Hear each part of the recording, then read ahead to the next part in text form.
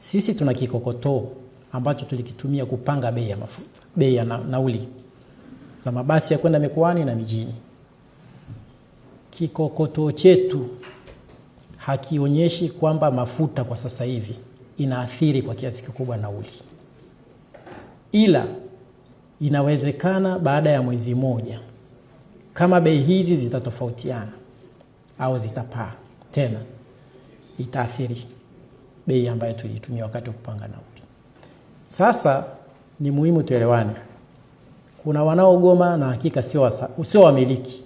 Wanaogoma ni wale madereva na makondakta. Ni kwa sababu ya mfumo ambao tumejiwekea, wanatuletea hesabu. Mmiliki anasema mimi nataka hesabu yangu.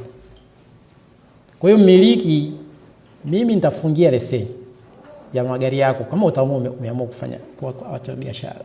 Kwa sababu mimi hesabu zangu hazionyeshi kama wewe unapata hasara sasa hivi. Hesabu zangu zinaonyesha unaweza ukaendelea kuwepo kwenye soko na hata mwezi huu ukaisha. Na ndio maana tunataka tukae ili tuweze kuangalia hali inayokwenda kuja. Mimi nimesema kama hawataleta hesabu nitaleta mimi, si ndio? Naambia jana nimetaja vitu vya kuja navyo, waje navyo. Ila na mimi nitawaonyesha kwa mwezi huu wana survive bila shida. Sasa huu mfumo wa kwamba ulikuwa umeweka labda akuletea 100,000 kwenye daladala yako ndio inakufanya wewe ushindwe kujua huyu kapata ngapi. Sasa tatizo yeye sasa hivi kile anachobakia nacho hapati. Kwa hiyo wao ama waamue kuweka mfumo, na sisi tukitaka tuwawekea kwenye mfumo wa tiketi mtandao, na daladala zote ziwe kwenye tiketi mtandao.